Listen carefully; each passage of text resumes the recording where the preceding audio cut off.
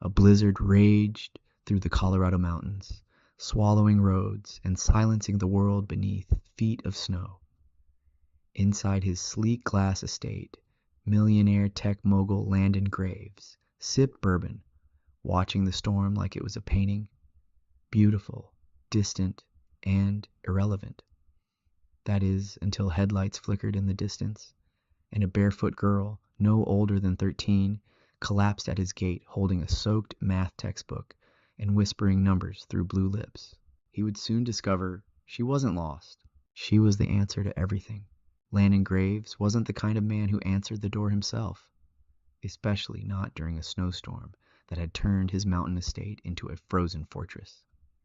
His estate, nestled far above Aspen's winding roads, was surrounded by electronic gates, motion sensors, and a personal staff who knew not to disturb him unless a deal was collapsing, or the stock market was. Tonight, he had settled in for solitude. A fire crackled behind him, bourbon warmed his palm, and his computer screen displayed a complex equation no one had yet been able to solve. Not his team of MIT graduates, not the AI model he had built, and certainly not him. Landon hated unsolved problems. He almost ignored the security alert when it first blinked red in the corner of his screen. Motion detected at South Gate, it read. He frowned.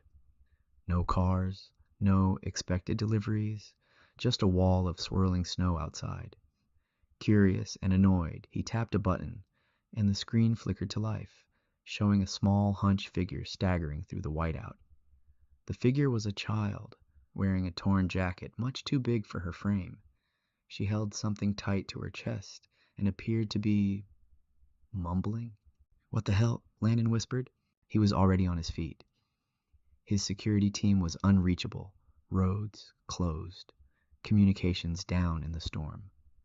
Against every instinct he had as a man who built his life on walls and calculations, he grabbed his coat and walked out into the storm. The girl was curled against the gate, lips trembling, face pale with frostbite. She was barefoot. Her hands were frozen around a soaked backpack, but what startled Landon the most were the numbers spilling from her lips. 642, carry the 9, negative slope intercept, square root of. She was muttering mathematics, precise, advanced mathematics, and she was barely conscious. Landon scooped her up without another thought. Her body was frighteningly light, all bone and windburn. She didn't fight him, didn't flinch, just kept whispering numbers, as if they were the only thing holding her together. Back inside, he wrapped her in heated blankets, called his private doctor, and ordered the generator to boost heat into every room. When the girl finally opened her eyes, her first words weren't, "Where am I?" or "Who are you?" but instead, "Why do you have Claymore's convergence problem on your monitor?" Landon froze. That equation, it wasn't public. It was proprietary, developed in secret for a multi-billion-dollar defense algorithm. Only 3 people on Earth had access to it.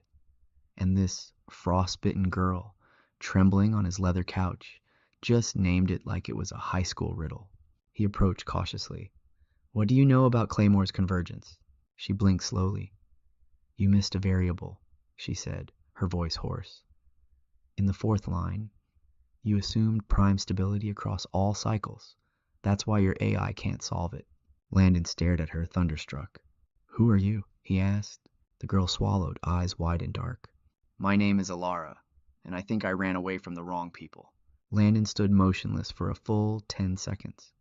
His brain, trained to analyze and calculate under pressure, now spun uselessly as if trying to reboot.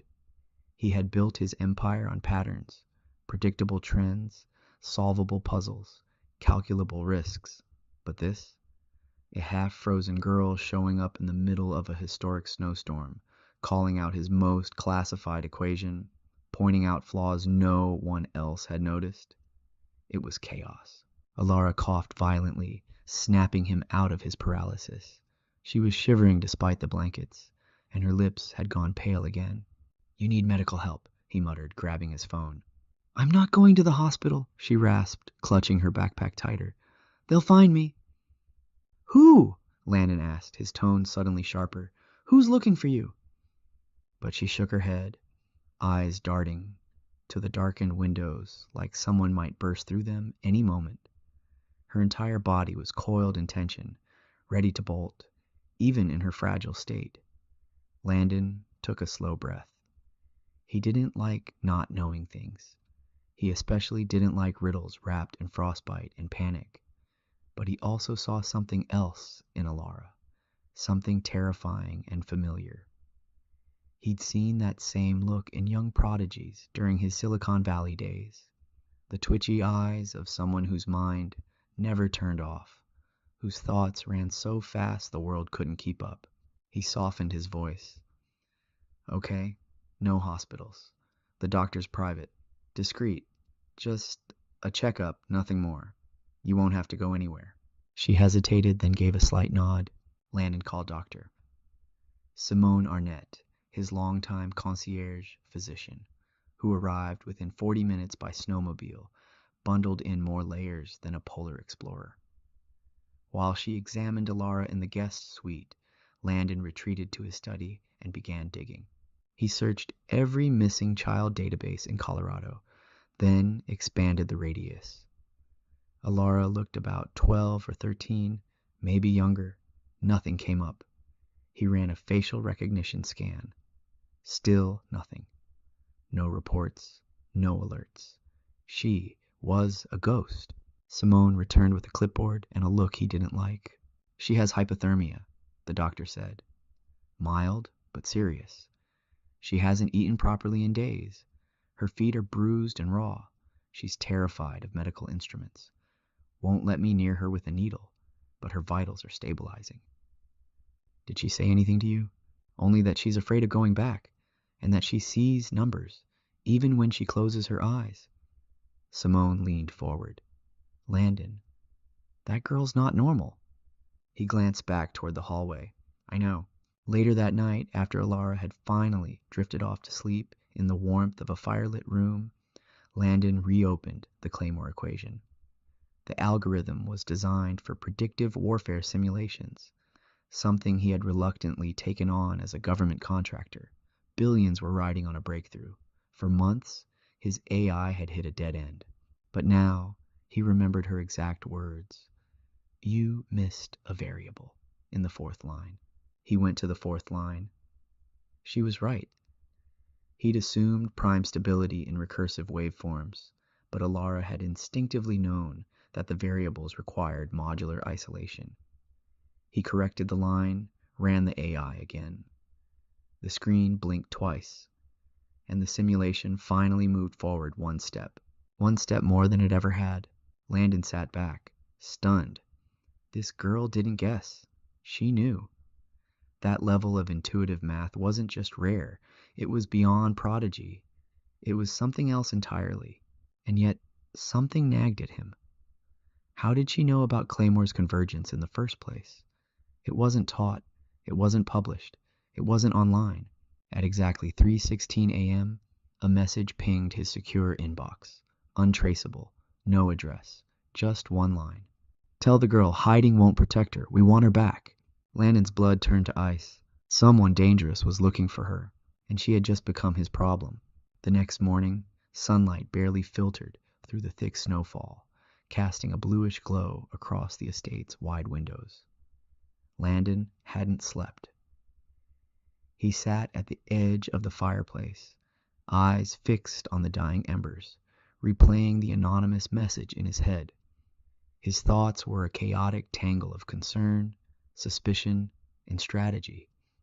He was a man who thrived on control, but Alara's presence, and the threat that followed, had thrown everything into disorder.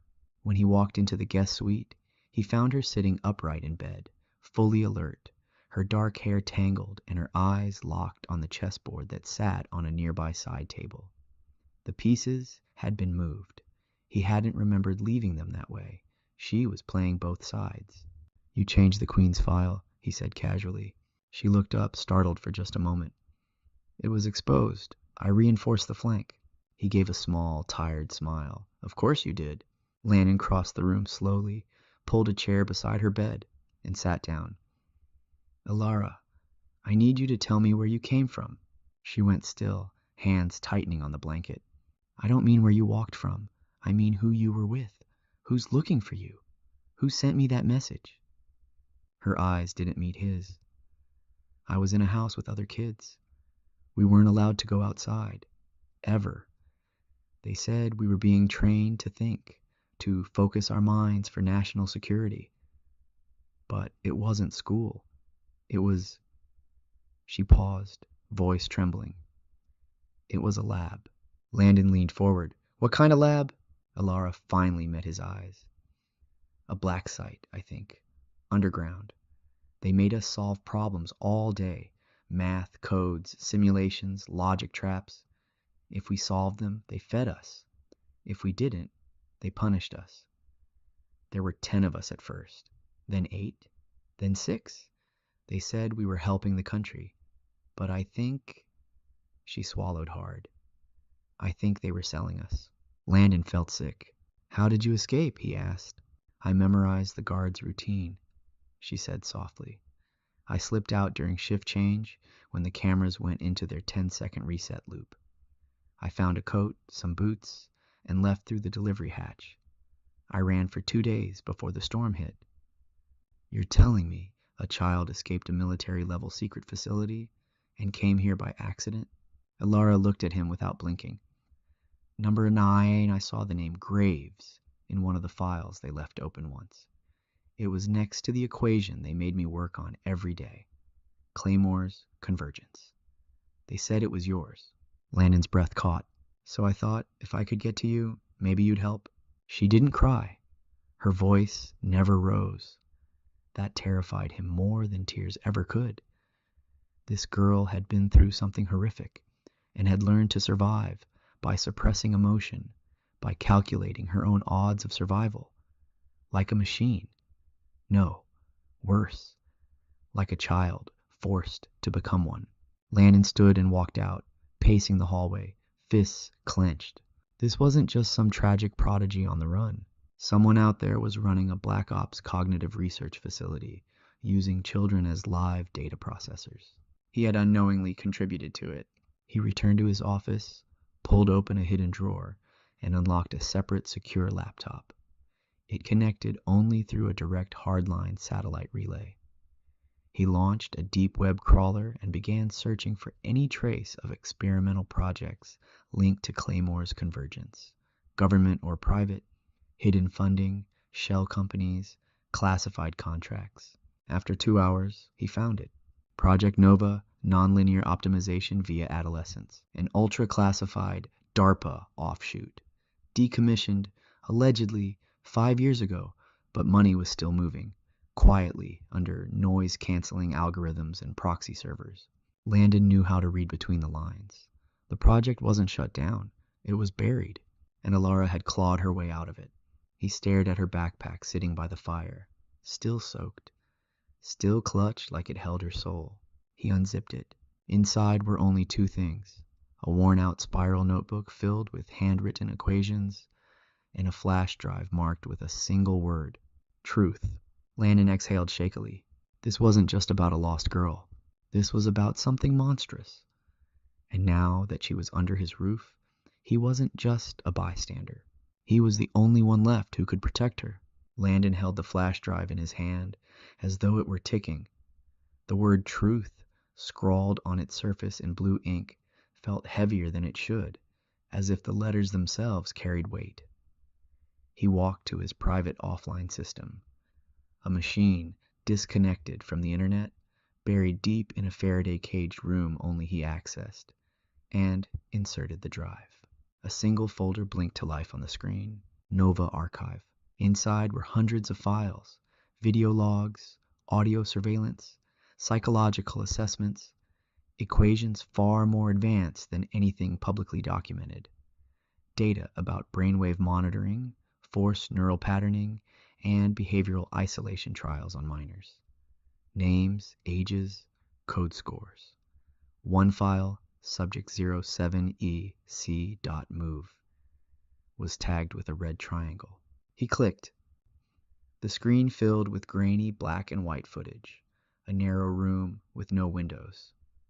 In the center sat a girl, tiny, legs swinging from a metal chair. Ilara, wires strapped to her temples. An armed guard stood in the corner while a man's voice asked rapid-fire logic questions. What's the derivative of the natural logarithm of x squared plus 1? She answered instantly. What's the fourth term in the Fibonacci sequence after 89? She blinked. 233. How many people are in this room? 3. The man paused. Who's the third? She looked up at the corner of the ceiling and whispered, the one watching. The footage ended. Landon stared at the screen, pulse racing. This wasn't gifted child education. This was psychological warfare conducted on children. Ilara hadn't just escaped a lab. She had escaped something engineered to manipulate and dismantle young minds. He walked back into the main house and found Ilara in the library, curled up in the armchair with a thick wool blanket and a book on her lap. Not fiction. A volume on theoretical topology. You went through my private library, he said. She looked up, unbothered. You had it alphabetized by title instead of author. I fixed it. He gave a humorless smile. Of course you did. She tilted her head. Did you see the flash drive? He sat across from her. I did. Ilara, why did you bring it? I wasn't going to, she said. But one of the other kids, his name was Mason, he made copies of some files and hid them in the ventilation system. I found them after he vanished. Landon narrowed his eyes. Vanished? She nodded slowly. He solved the wrong thing too fast. The next morning, his bed was empty. Landon felt a wave of nausea wash through him. You think they killed him? Number, I think they sold him to a defense contractor. Her voice was flat, without panic. That's what they do when a subject hits tier 9. They called it graduation. He leaned forward. Why are you telling me all this? Because you helped build the equation. You funded Claymore. And if I give this to the wrong person, they'll use it to hurt more kids. But if I give it to the right one, maybe someone finally shuts it all down. You trust me? I'm trusting your shame, she replied. That's usually stronger than logic. He looked at her, stunned. You're terrifying. I get that a lot. The moment was broken by the sharp, metallic buzz of the front gate intercom, an unexpected jarring sound in a house designed for isolation. Landon walked to the control panel and tapped the screen. A black SUV idled at the base of the property, snow still falling. A man in a long coat stepped out and looked directly into the camera, despite it being nearly invisible. Mr. Graves, the man said smoothly, we know she's there. Kindly release the girl. No harm will come to you. Landon's gut twisted. He zoomed in. No ID badge. No insignia. Government without being official. Corporate without a name. He had seen these types before, when rich men played in dangerous circles. He hit the voice command button. I think you're on the wrong property. The man's smile was practiced. We'll give you 30 minutes to reconsider. The feed went dark. Landon turned back to Ilara, who had walked into the hallway, eyes wide, face pale. She had heard it too. They're here, she whispered. He nodded. You have 30 minutes, he said. So tell me exactly what I need to do to protect you. Ilara straightened. Then you'd better learn fast, Mr. Graves, she said, because the only thing more dangerous than the men who built Claymore is what they're trying to unlock next. Landon locked down the estate. With a few keystrokes, reinforced steel shutters slid into place across the windows, and a secondary firewall isolated every internal network. The house was designed to withstand everything from corporate espionage to drone surveillance. But even the thickest walls couldn't guarantee protection from the type of men who had just appeared at his gate. Ilara stood in the middle of the room, completely still, her eyes darting across the floor like she was mapping out variables. Landon noticed her lips were moving, forming silent calculations. He didn't interrupt her. Instead, he moved to a wall panel, unlocked it with a palm scan, and revealed a narrow safe behind a painting. Inside were 2 handguns, an encrypted phone, and a black binder marked Protocol 9. He tossed the phone onto the table and opened the binder, flipping through contingency plans he'd written for disasters, cyber attacks, and kidnapping scenarios. But none of them applied to this. He had never imagined protecting a child, much less a living key to a billion-dollar algorithmic arms race. I have a hidden exit, he said finally. A tunnel that leads down the mountain, used by staff during lockdowns. But it's long and exposed. If they're watching thermal signatures, they'll see us. Alara didn't look up. Then you need to scramble the signatures? How? She pointed to the fireplace. Use the geothermal exhaust line. Reroute the heat spikes into the tunnel. Flood it with false data. That way, even if they scan us, all they'll see is one big wall of thermal noise. He blinked. That could fry the system? She looked him in the eye. Not if you shift the relay frequency to 77 megahertz first. There was a beat of silence. You're 12, he said. I'm 13, she corrected. And your relay module's in the sub-basement. Do you want me to do it? Landon muttered something under his breath and ran down the hall. He worked quickly, guided by her voice from the security panel, her directions precise and instant. Within 15 minutes, the tunnel was glowing on the screen, a blurry inferno of false readings, just as she said it would be. By then, the SUV had moved closer, tires now crunching over the frozen driveway. 2 more had joined it. Men in dark coats exited and formed a perimeter. One of them carried a briefcase. Another shouldered a strange device that looked eerily like a portable scanner. They're trying to lock onto my signature, Alara said softly. They won't find it, Landon replied. Not now. He handed her a coat, his own old parka that nearly swallowed her, and motioned toward the stairwell. Come on, we're leaving. But she didn't move. She looked at the encrypted phone on the table. I need 5 minutes. What? I can erase myself, she said, from their network. Not forever, but long enough to disappear. He hesitated. They'll trace the signal. Not if I bounce it off one of your satellites. Landon exhaled hard. You know about my satellites? You named one Perseus. That's where I'm sending the packet. It was like arguing with a human quantum processor. Landon surrendered the phone. Alara sat on the floor, legs crossed, fingers flying over the keys.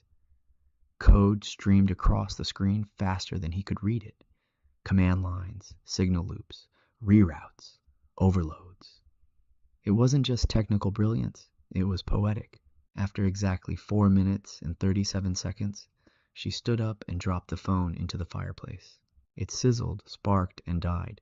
Let's go, she said. They entered the tunnel just as the scanners passed over the front of the house. Inside the tunnel, it was damp and pitch black, lit only by backup LEDs along the walls. The heat from the geothermal surge made the air feel like a sauna, but Alara didn't complain.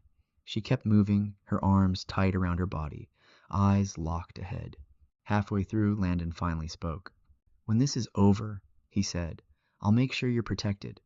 Witness program, false identity, private education. Anything you want. She stopped walking. I don't want to hide, she said. I want to testify. That's not safe. I don't care. He studied her in the low light. She looked impossibly small in his coat, her face pale and serious. They took my life, she said quietly. I want it back. I want everyone who let it happen to see what I became. Landon didn't argue. For the first time in his career, he wasn't the smartest person in the room. He was following her lead now. And maybe that was the only reason they still had a chance. When they reached the tunnel's end, he triggered the hatch and pushed it open. Snow and cold wind burst in, but the trail was clear. A snowmobile prepped and hidden beneath a tarp, left by a former staffer who'd been paranoid enough to think ahead. They climbed on. Landon gunned the engine and took them down the mountain. Behind them, in the estate they had just abandoned, the thermal signatures began to fade. But for the men outside, it was already too late. Alara was gone, again, and this time she wasn't just running. She was planning her return. ChatGPT сказал. The cold wind cut across Landon's face as he steered the snowmobile down the steep path, navigating through frozen branches and narrow ridges. Alara clung to him tightly, her arms wrapped around his waist, her face buried against his back. The snow pelted them in furious waves, but she didn't complain once.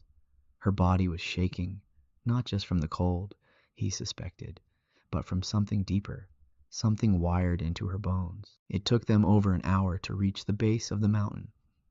Landon directed them toward an abandoned ranger station he owned under an alias, built during his off-grid tech retreat phase years ago.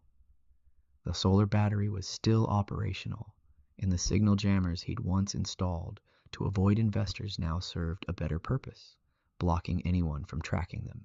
Once inside, he secured the doors and started a fire. Alara sat silently near the flames, her knees pulled to her chest. He heated a can of soup on the stove, then handed it to her. She accepted it without a word and began eating methodically, like someone who had learned never to waste a bite. "I found something on the flash drive," Landon said quietly. "A pattern. Not just equations, messages, coded ones." Alara's spoon paused mid-air. "You saw the Fibonacci frequencies?" "I did. They're embedded across every file. At first, I thought it was noise. But now..." He pulled out a notepad and flipped it toward her. The page was covered in sequences, repeating digits, and triangular positioning diagrams. "It's not just data," she whispered. "It's instructions." "For what?" She swallowed hard, then stood and walked to the wall. She pressed a finger against the map Landon had pinned up, an old topographical survey of Colorado's western mountain ranges. "Here," she said. "There's another site, one they never mentioned. Mason once said he saw a supply manifest that listed medical equipment, dozens of neurofeedback machines, way more than what we had. He thought it was a second lab, a newer one." Landon walked closer. "You're sure?" "No," she admitted, "but I know the signal patterns they used, and I know where they converge." He stared at the location, a narrow basin outside a town called Echo Ridge.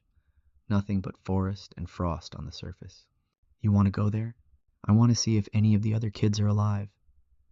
"Alara," he began, hesitating. "You don't owe anyone anything. You already made it out. You don't have to go back into this." But her voice came out cold and steady.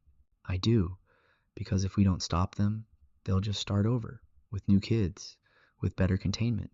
You know that, right?" Landon did. Every part of him wanted to protect her, to hide her away, give her a normal life filled with books and safety and warm meals. But she was right. The flash drive proved something much bigger than one facility. This was an operation, an ecosystem, something funded, protected, and quietly buried beneath bureaucracy and fear. "We'll go," he said, "but not alone. I know people, investigative journalists, former operatives, whistleblowers, people who aren't afraid to make noise." She nodded. "And we need gear, surveillance, drone access, heat scanners." "You're 13, he muttered again. "I'm tired of pretending I'm not." He couldn't argue with that. For the next 3 days, they planned. Landon tapped into his contacts discreetly, requesting information through encrypted channels. One response came from a man named Bryce Archer, a former NSA operative turned rogue contractor who owed Landon a favor after a failed AI prototype nearly ruined his career.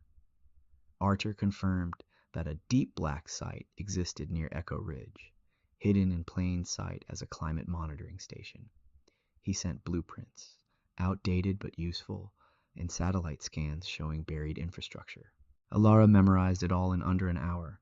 By day 4, they were ready. As they packed the last of the supplies, Landon handed her a small object, a sleek, curved earpiece. "This is custom," he said. "Encrypted relay, real-time telemetry. You'll be able to hear me no matter where you are inside." She turned it over in her hand. "Thank you." He paused. "There's one more thing." He reached into his coat and pulled out a dog tag. It wasn't his. It had belonged to his younger brother, who died in a combat mission over a decade ago. "I used to wear this when I was scared," Landon said. "It reminded me of who I wanted to become. Might work for you too." She looked at him, emotion flickering behind her sharp eyes.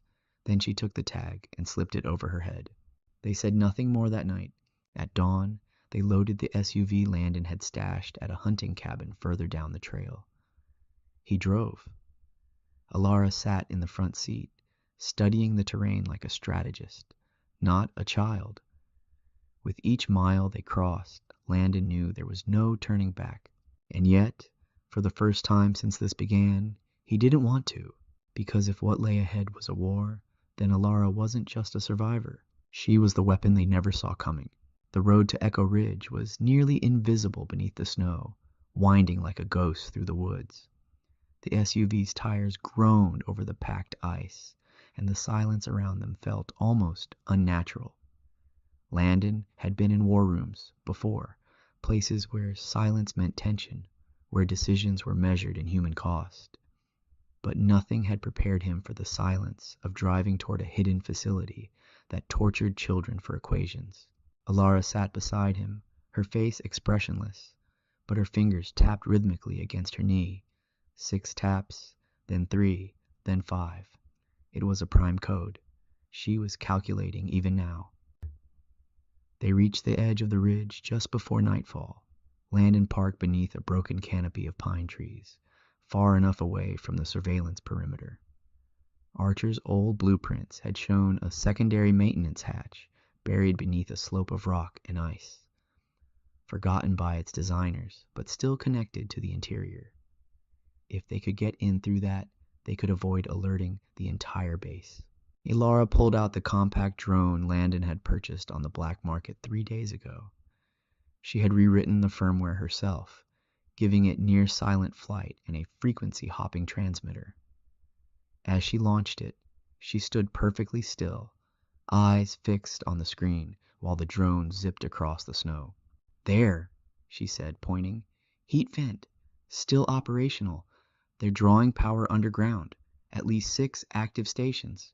Maybe more." "And movement?" She nodded. 3 guards. Non-rotational. Probably trained not to move often. Saves on heat signatures." Landon gripped the steering wheel. "They're expecting no one. They're about to be wrong." An hour later, under the veil of darkness, they moved in.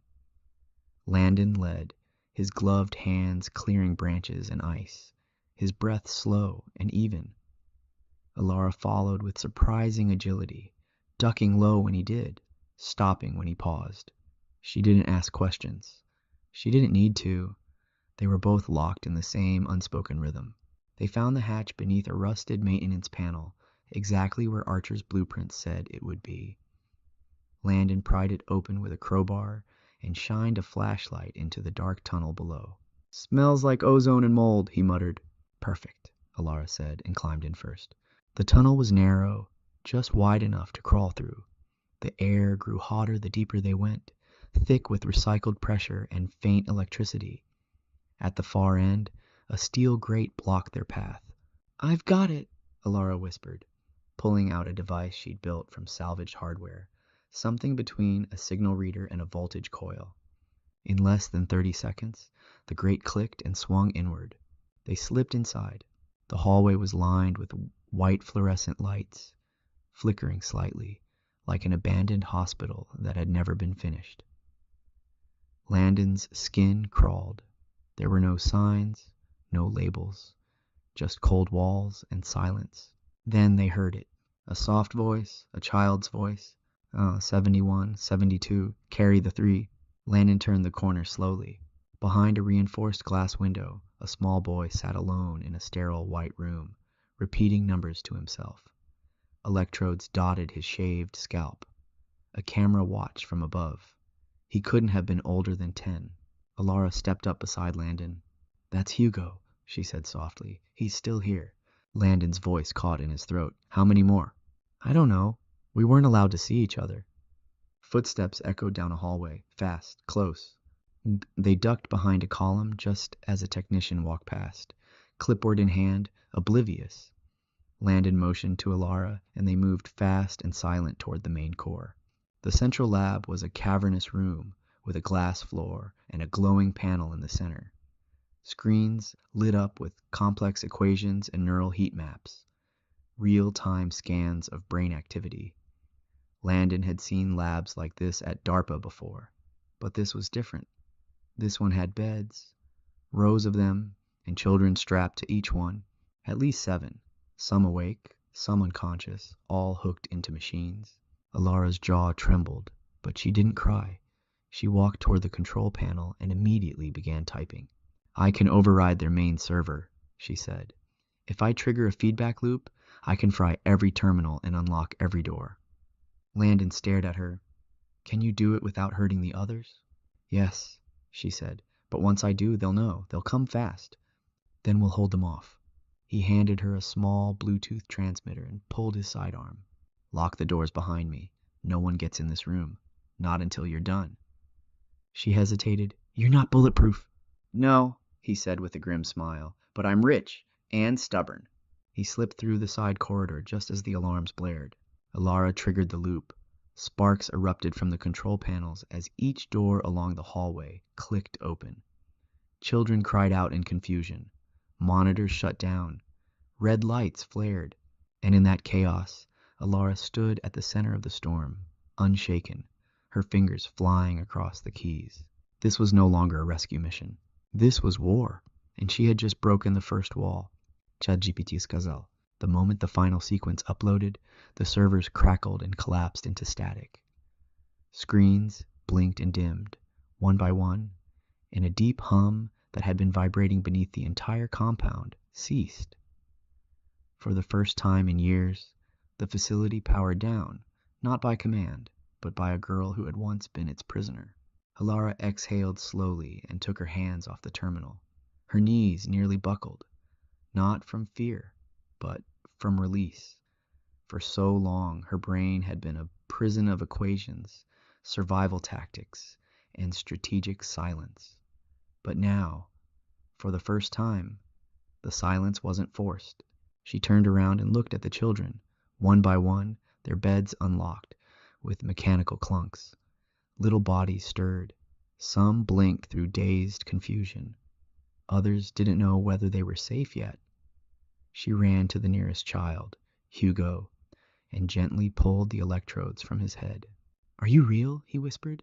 "Yes," she said, placing his small hand over hers. "And you are free." Meanwhile, down the corridor, Landon held his ground. His pistol was drawn, his stance firm as boots pounded toward him. 2 men in black tactical gear stormed the hallway, automatic weapons raised. He ducked behind a support beam as bullets riddled the wall beside him. "Landon Graves," one of them shouted. "Step down. This facility is protected by—" "I don't care who's protecting it," he barked. "This is over."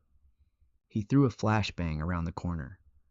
The explosion of light and sound sent the guards stumbling. Landon charged one and struck hard, knocking the man unconscious with the butt of his weapon. The other raised his gun again, but a piercing alarm interrupted them both. Then every door behind Landon clicked open. Dozens of people appeared. Children, teens, many of them holding on to each other, stumbling forward like a dam had burst. The guard froze. "Stand down," Landon growled. But he didn't have to say it twice. The sight of 30 terrified children walking out of confinement broke through whatever loyalty the man had left. He dropped his gun and stepped back. From the far end of the corridor, Alara emerged, with Hugo at her side. Her hair was messy, her face streaked with sweat and dust, but she walked like a general returning from war. Landon met her halfway. "Did it work?" She nodded. "Everything's copied. The logs, the video, the documents. It's all uploading now to 12 media outlets. I wrote a loop to scramble their internal servers for the next 72 hours. And the kids? We're getting them out," she said, "right now." Within 30 minutes, Landon had summoned 3 off-the-grid helicopters from his private fleet. They arrived under radar, landing in the trees, with rotating blades thundering over the snow-covered ground. Each child was bundled in blankets and carried out by Landon's ex-military contacts, people who owed him favors and who now saw exactly what kind of man they had pledged themselves to. The last aboard was Alara. She stopped at the ramp and looked back at the ruined facility, glowing red with emergency lights. Her expression didn't show triumph, just clarity. "I'm not going back to being a number," she said. "You never were," Landon replied. "You're the answer they never deserved." The door sealed behind them. In the days that followed, chaos exploded across the nation. Leaked files, anonymous whistleblower documents, and video footage flooded the internet. The name Project Nova trended worldwide. Lawmakers denied knowledge. Contractors were arrested. Investigations were opened at every level. But none of that mattered to Alara as much as what happened 2 weeks later. She stood in a small classroom in Maine, the sun pouring through tall windows. She wore jeans, sneakers, and a hoodie, just another girl on her first day of school. Except she wasn't. This wasn't just a school. It was a private sanctuary Landon had funded himself, a place for the children of Nova to recover, learn, and live. As she sat at her desk, a soft knock came at the door. Landon entered, carrying a folder and 2 hot chocolates. "Math quiz?" he asked with a grin. She smirked. "Too easy." He handed her the folder. Inside was a birth certificate, new name, new identity, but the same initials. Alara Collins. "I thought you might want to pick your own future," he said. She looked down at the paper, then back up at him. "I already have," she whispered. And for the first time since the night she ran barefoot through the snow, Alara smiled, truly, fully, because she had solved the unsolvable. Not just the equation, but her own freedom. In my opinion, the ending of this story is not only powerful, it's necessary. It closes a dark chapter in a way that doesn't erase the pain, but transforms it into purpose. Alara's victory isn't just over equations or faceless organizations. It's over the identity they tried to force upon her. She reclaims her name, her choices, and her future. Not with violence or vengeance, but with intellect, resilience, and heart. What makes this ending particularly meaningful is that Landon, a man of logic and wealth, learned something human from a child who had every reason to shut the world out. Their connection becomes the bridge between 2 worlds, one that creates systems to control and one that rises up to reclaim agency. The most beautiful twist is that Alara, once a subject buried in a government secret, doesn't disappear. She chooses to build a school, a sanctuary, not just for herself, but for others like her. That is the real miracle, not her mathematical genius, but the strength she finds to become more than what was done to her. It's a story of survival, yes, but more than that, it's a story of reclamation. And in that final smile, there is a quiet, hard-earned hope.